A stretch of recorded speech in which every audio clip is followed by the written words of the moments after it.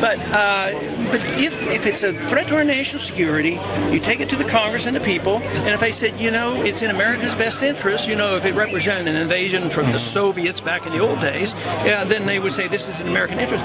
But you just can't say one person has this authority or one generation doesn't have the authority to... But it's one sovereign nation supporting another sovereign nation that also is based on a representative But that would contradict everything that we have been instructed to under our Constitution. If you believe that the Al-Qaeda tells the truth, and there's no reason, I mean, they're ruthless and evil and monstrous, but I don't think they're telling lies about when they explain why they want to come after us. And they do use the support for Israel over the Palestinians as one of the excuses. And you know, my position is rather simple. It's not anti-Israel. My position is neutrality. My position is to not get involved in these fights. And I think we would be better off as Americans. It certainly would be a lot cheaper for us. I mean, we're spending way too much money. We're going broke with this policy, and I think it just gets us into trouble. Stand up and listen. A true patriot's vision.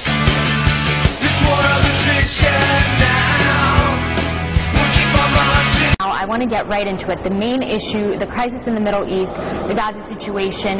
You have said that even though Israel did the invading of Gaza, that the U.S. will eventually be blamed for it. Why is that?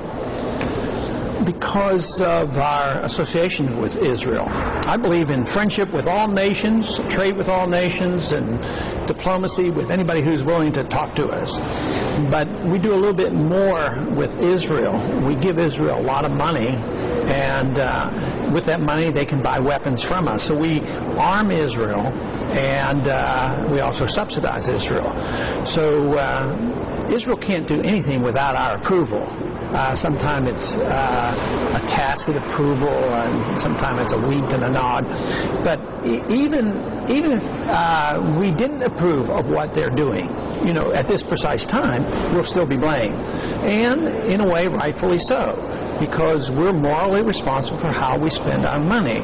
And those individuals who are in fights with Israel would see us as subsidizing Israel.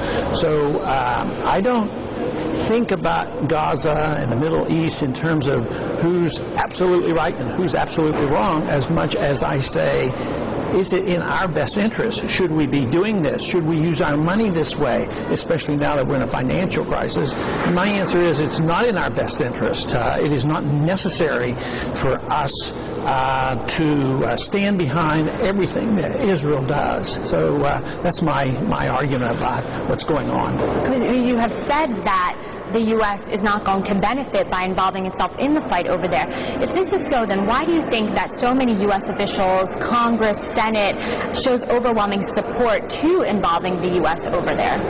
What's sort of been traditional has been going on for a long time. It's been going on for more than 50 years because there has been a pretty strong case made for the Jewish people being treated quite badly, and emotionally there was a argument for having a place where they can call their homeland, and people bought into this. But even then, there was no justification for us to be using our money for doing that. There's one thing being friends, getting along with people and trading with people versus subsidizing them. So it's been going on a long time, and even from the origination of the State of Israel, the American people generally were supportive of this, and it's what they've read about and heard about and the way they've been taught.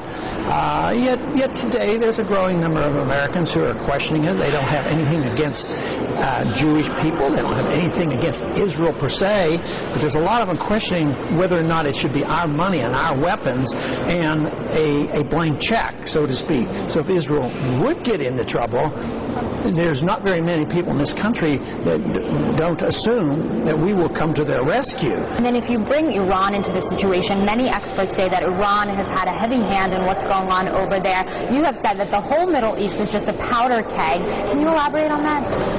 Yeah, probably Iran is. I don't know for sure, but my position doesn't demand that I know absolutely.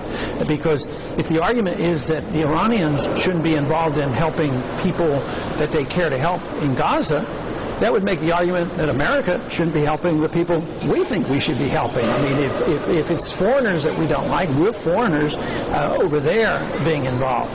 But then when you think about the conflict and the arguments we've had with Iran, you'd have to go, back a ways. What about 1953? What about our CIA overthrowing an elected leader back then? Most Americans don't know about it and don't remember it and don't think it's important. They think that's a long time ago. But for the Iranian people, they're very much aware of what was going on, and they see us always interfering and telling how other people should live and what they should do, and our weapons and our money is always being used against either them directly or their friends. And even today, we have a lot of strong sanctions against the Iranians, and this is very harmful.